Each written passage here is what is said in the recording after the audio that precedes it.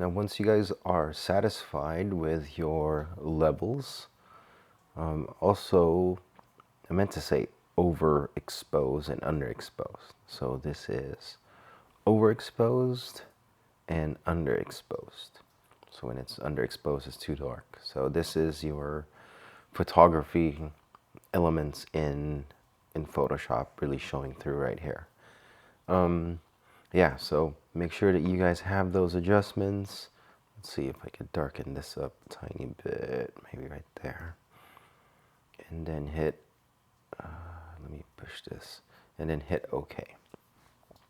Now the next step is to apply a filter called Cutout on this thing. So you're going to go on your top menu, and you're going to go to Filter, and click on Filter Gallery.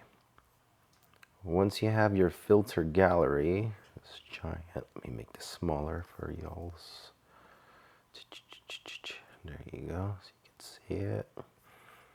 So once you have your filter gallery, you can zoom out right here if your image is super zoomed in. So I'm just going to zoom out so you can see this.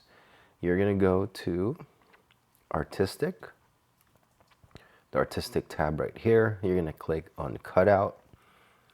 And then we're going to switch the levels. So if you notice, as soon as you hit Cutout, it changed your image. So watch this. You can just go to all of these things, and depending on how good your computer or machine, it should show you fairly quickly what those filters look like. These are pre-Instagram filters. So we're just going to use Cutout, and you could explore all of these if you want, but for this one we're going to use Cutout. And then if you notice, I'm going to zoom in, it's already starting to look like a posterized image. So before it looked like this, now it looks like this. So now it's taking all your grayscale values and it's simplifying them into the number of levels that you are designating. So for this, we are designating to 4 levels. Okay, you can increase the amount of levels, and then you could see the complexity of the image growing. You could lower down the levels, and you could see it simplified. For this, we're just going to stick with 4. And then edge simplicity, sometimes this works, sometimes this doesn't work. So same thing as before, it's just unique to your image. You obviously don't want to make your image look like this to where it's not recognizable. You also don't want it to be so benign that it's probably not helping you out.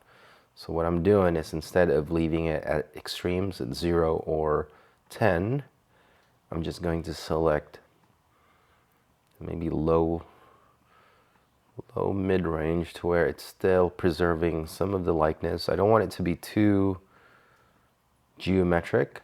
I still want it to have this organic feel of his face. And in the edge fidelity, let's see what that looks like. So it increases some of the details on there.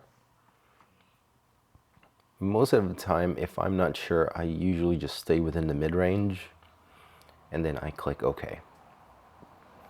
So there's your image posterized.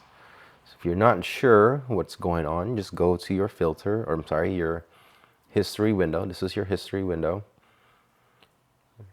If you were in class last week, I went over the history window a little bit. So on here, you can see what your actions have done to your image. So we just did a filter gallery. Before that, we did the levels. Before that, I moved it around. I added all these things. So you could go back to this and see what your image will look like a few steps and a few actions ago. So I'm going to go back to the last step, which is the filter gallery. And there is your posterized image right there.